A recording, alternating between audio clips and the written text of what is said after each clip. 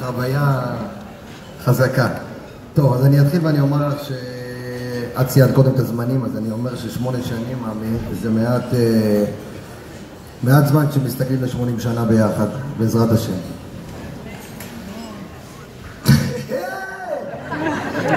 תלכו, תאכלו, תשתו, בואו רגע. אני מסיים, יש אוכל.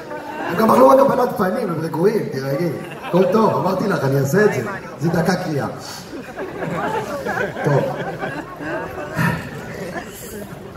טוב. בדרך עברנו ובנינו זוגיות לא רק ביני לבינך, אלא גם בינך, ביני ובין ליאם ואלינה אהובים, שתמיד הראו לנו את הדרך אחד אל השנייה, גם כשקצת אנחנו התנהגנו כמו ילדים. וכמו שלעשות ילד תמיד יותר קל מאשר לגדל אותו, זה הרבה יותר מהיר גם. סליחה. אז גם להתאהב זה לא קל, זה קל, סליחה. לעשות ילד זה קל, להתאהב זה קל במיוחד בך. אבל לגדל את האהבה זה היה המבחן שלנו. והצלחנו. הצלחנו כי את מחייכת גם כשאני עצוב, ובבוקר אני קם כדי שאת תתעוררי.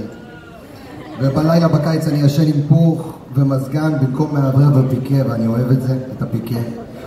ובחורף את בהלם מהאהבה שלי לשמיכת צמר. הצלחנו כי מבחינתי יש לכלוך שרואים ויש לכלוך שרק את רואה, אף אחד לא רואה אותו. הצלחנו כי אני חייב לישון בחושך ואני כמעט 8 שנים ישן עם טלוויזיה. הצלחנו כי את אוהבת, מורידה לי את המיקרופון גם כל הזמן.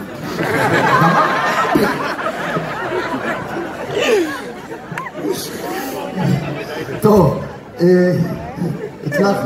הצלחנו כי את אוהבת סדרות אבל רואים בשישי בסוף קושמר או בסרטים. הצלחנו כי אני יציב על הקרקע שלך ואת תמיד מחייכת בשמיים שלי. הצלחנו כי את חייבת שקודם אני אתקרב, אבל למדת להתקרב כשאני רחוק. הצלחנו כי לפעמים שנינו צועקים ביחד ואז שנינו שותקים ביחד ובסוף שנינו שוב ביחד.